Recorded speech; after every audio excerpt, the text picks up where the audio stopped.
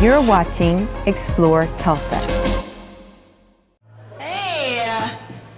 All right, so in a past life, I was the public relations director at the Tulsa Zoo. It's StorySlam night. You never know what you're going to get. We never know. She goes, he did great. She says, oh, Antoine's such a great singer. And Shauna, she goes, well, that's perfect because he's my boyfriend. And her mom goes, no, he's not.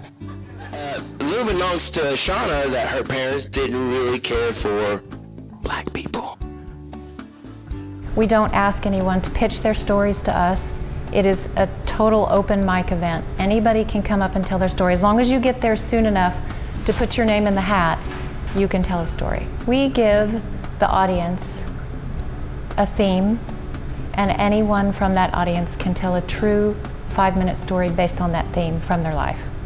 I tried stand-up comedy for a little bit, and then I heard about this storytelling event, and I was an archaeologist for 15 years, and so I had a lot of stories from that time period, and I came to this stage October of 2015, and I told my first story.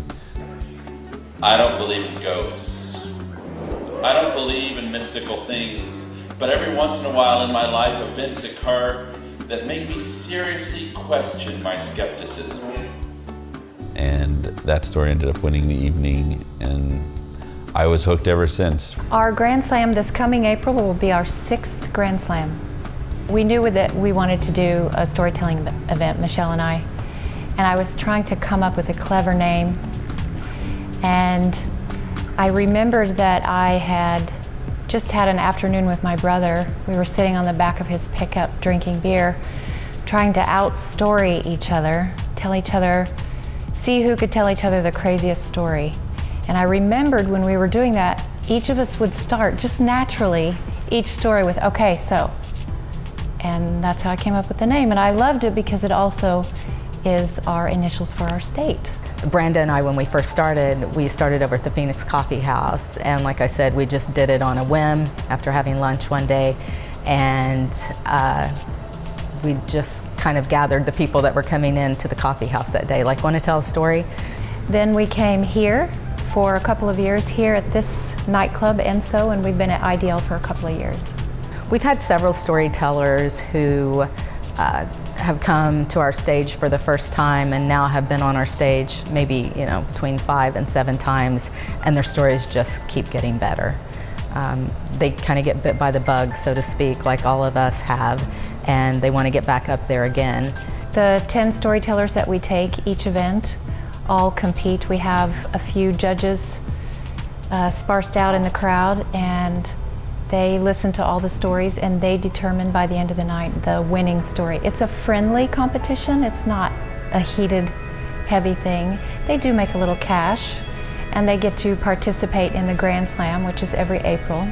So each winner from every month comes back in April and participates in the Grand Slam. And then we crown Tulsa's best storyteller in Tulsa. He said, listen, before you raise your voice at me, you must be this tall to raise your voice to me. Second of all, if you don't calm down right now, I'm gonna put your phone on top of the refrigerator so you can't call for help.